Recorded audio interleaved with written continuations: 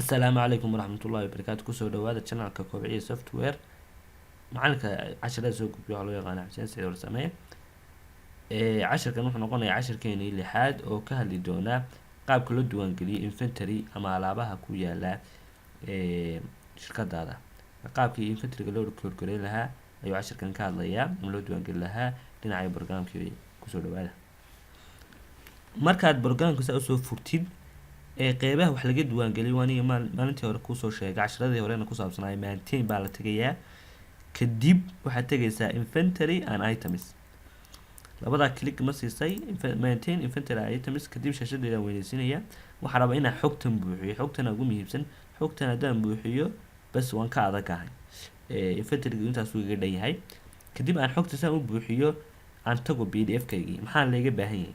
Waxa laga baahan yahay inaan 4 shay aan diiwaan geliyo. Wanaan marka ugu horeysa bariis ka soo qaad wax shirkaddan waxay iibsaa bariiska iyo waa shirkad merchandise oo bariiska iyo daqiiqda iyo sokorta iyo baastada iibsaa. Ka shayga ugu horeysa aan rabno inaan diiwaan gelino wax loo yaqaan waa rice. Ka waxa ugu muhiimsan rice-ka waxaan soo qaadan doonaa marka ugu horeysa item ID. Item kasta waxa siiyana ID uu leeyahay. Ka soo qaad ID waa RC rice-ku. Waxaan siinaa iso copy garay kadib birthday ama RC adaaba qori kara edit description magaciisa baad qoraysaa waa rice waa bariis item glass maadaama aan nahay shirkad merchandise ah oo alaabta dib u soo iibisa waxaan dooranaynaa stock item baan dooranaa maadaama dib u soo iibino. halkan waa soo dhaadhacaysaa. halkan waa bariiskii waa qiimihii ishan yar baad ku dhifanaysaa qiimayaashan ka soo qaad waxaanu siinaa bariiskii waxaan siinaa 25 waa qiimaha ugu horeeya customer lagu dhahay 25 baa laga siinaa. Haddii uu dhaho 25 uma heli karo waxa laga siinayaa waa laga siiyaa 25. haddii kale dhaho 25 xitaa ma helayo 23 ugu dambeyn waa 23 class. saddexda bariis ayaan ogeysiyay ninka sales ku yiri saddexda bariis kala si okay waan dhahayaa. Ka saddexda bariis marka ugu horeysa waxaan ku dhahayaa 25 siiso haduu diido 24 dii kale saddexda bariis unit cost muxuu qiimihi ugu joogaa qiimaheebi ugu joogaa wax ugu joogaa ka soo qaad $20 bi ugu joogaa. Lacagta marka doortay cost method hababka loo xisaabiyo waxaa jiray 4 hab baa jiray waa FIFO iyo LIFO iyo average specific. marka FIFO waad garanaysaa qofka koodka dhigto waa garanaya waa alaabaha si loo kala horeeyay baa loo kala iibinayaa. LIFO-na waa si kala dambeeyeen average-na wuu isku dhafayaa oo average-ku ku soo saar specific-na alaabaha qaaliga ee specific ah baa loo iibiyaa. marka waxaanu dooranaa average-ka ayaa ugu fiican marka la doorto. inta hadduu item ID leeyahay unit stock k unit waa loo yaqaanaa marka wax gaar ah hadduu leeyahay badanaa anagana ma khuseeyo. halkan dambe waan tagnaa item type-ka anagana khuseeyo. item type-ku waa maxay? waxaan dhahnaa waa food. item type-ku waa food waa cunto maadaama uu race yahay. location ka soo qaad bakhaarkii wuxuu noo yaalaa bakhaarka isha boorama noo yaalaa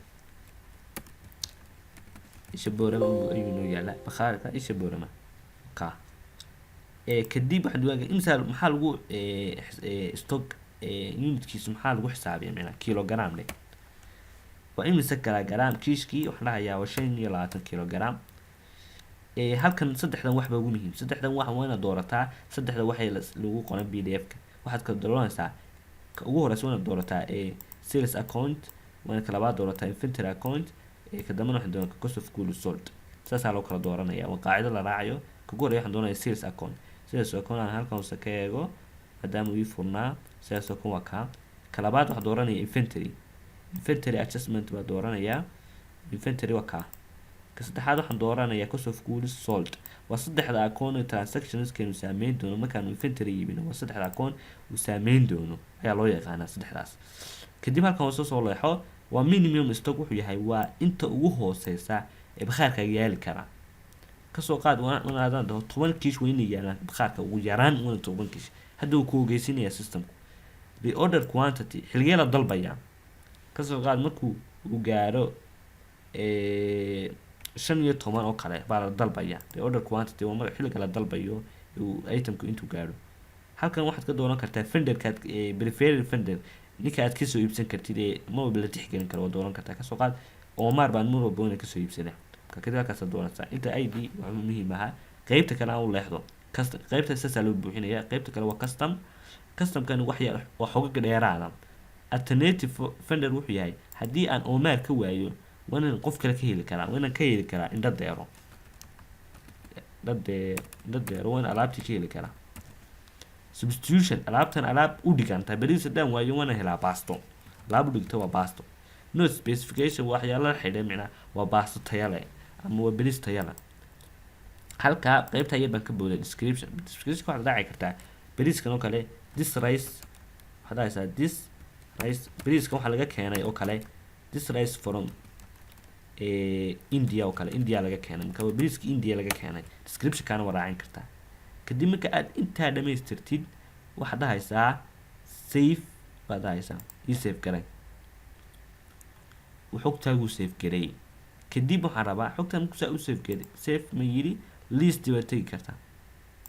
list wuxuu kusoo tusayaa intii aad waxa diiwaan gelisay programka soo kacaya ka wuxuu tusayaa intii waxa shay aad diiwaan gelisay. hadda maxaan diiwaan geliyay waxa diiwaan geliyay rice clean diiwaan geliyay kuwan kalena aan diiwaan geliyay. hadaba new waan iska dhahayaa kuwan kale aan diiwaan gelinayaa ka labaad aan diiwaan geliyo floor waa daqiiqda aan diiwaan geliyo ID ga horta leeyahay description kuwanta ID ga uu leeyahay ID ga uu leeyahay waa ka magaciisu waa